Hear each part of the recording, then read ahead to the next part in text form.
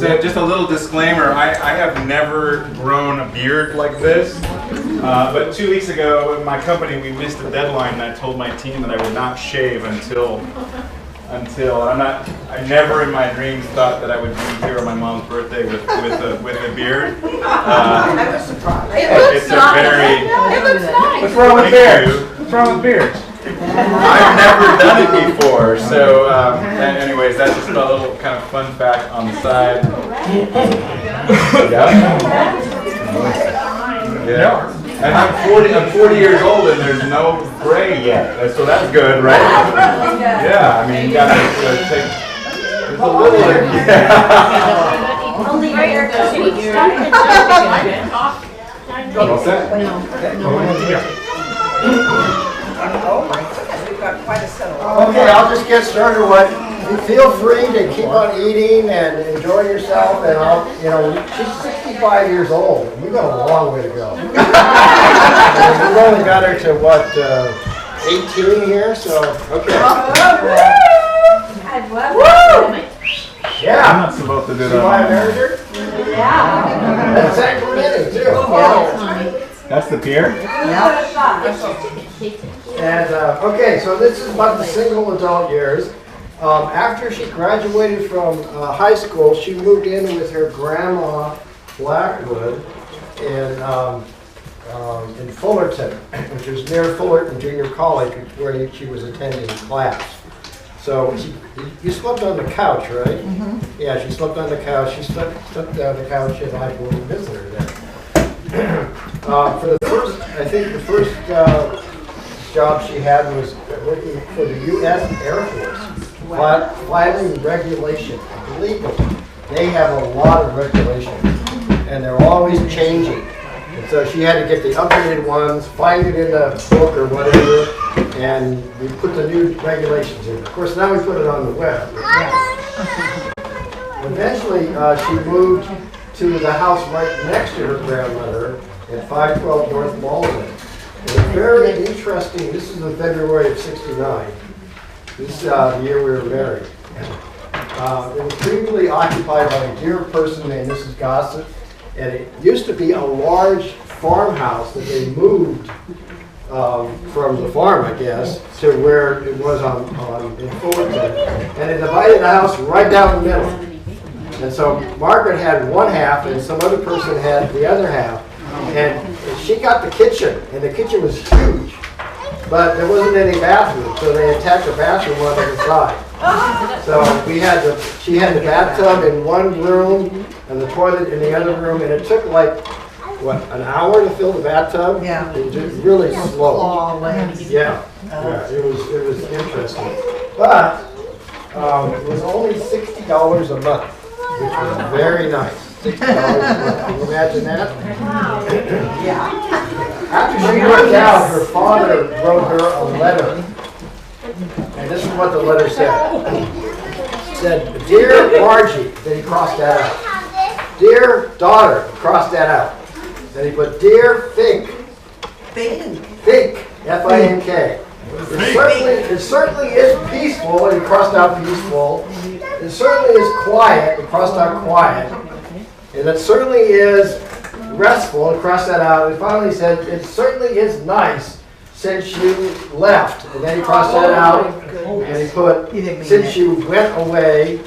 He was joking, okay? He was joking. Oh, good. "And since you quit," and then finally he said, "Since you ran away." "We sure miss you and all of your phone calls. Hope you're enjoying yourself enough to stay. But if you should come back, don't worry. We have saved all of the dishes out of love for you. If you should decide to stay, remember, help keep your loving crossed out, affectionate crossed out, friendly crossed out. Help keep your passive family green. Send money. As always, signed us." And then they put a P.S. at the bottom of this letter.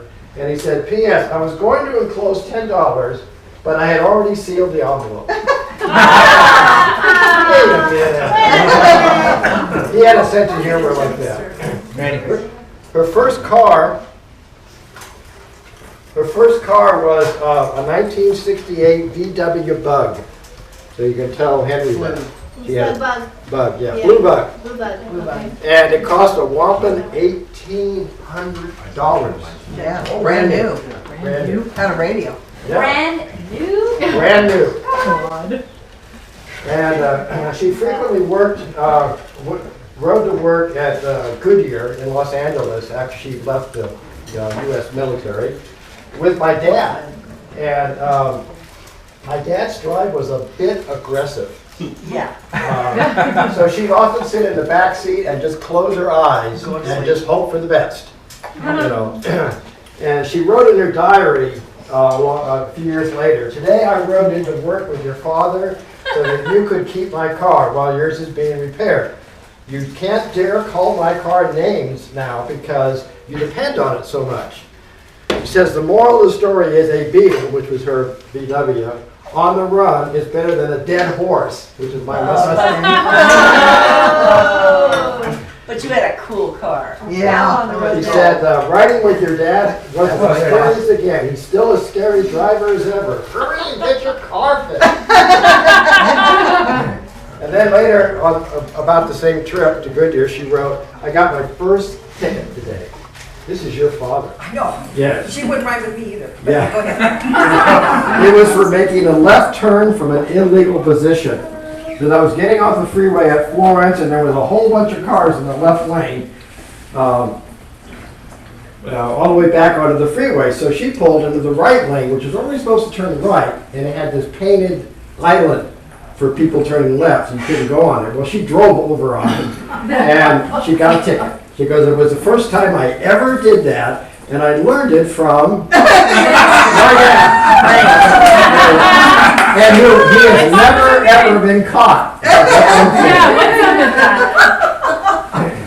And then, while she was living in Malden, and I was still living at our house in Chateau in Anaheim, she wrote this letter to me from her work.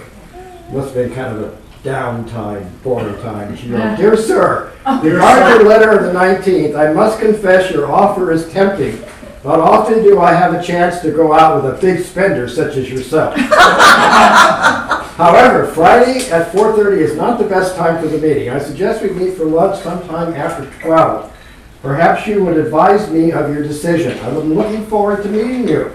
I looked up your picture in a 1966 yearbook, and you seem very good looking." And then she writes, "I hope you've improved with age." I don't know what that means. "By the way, I'm planning to be married this coming spring. I have chosen everybody for the wedding party except the groom. If you take me out, you will automatically be considered for this position, so let's see what can you get. Regards, Margaret Taylor."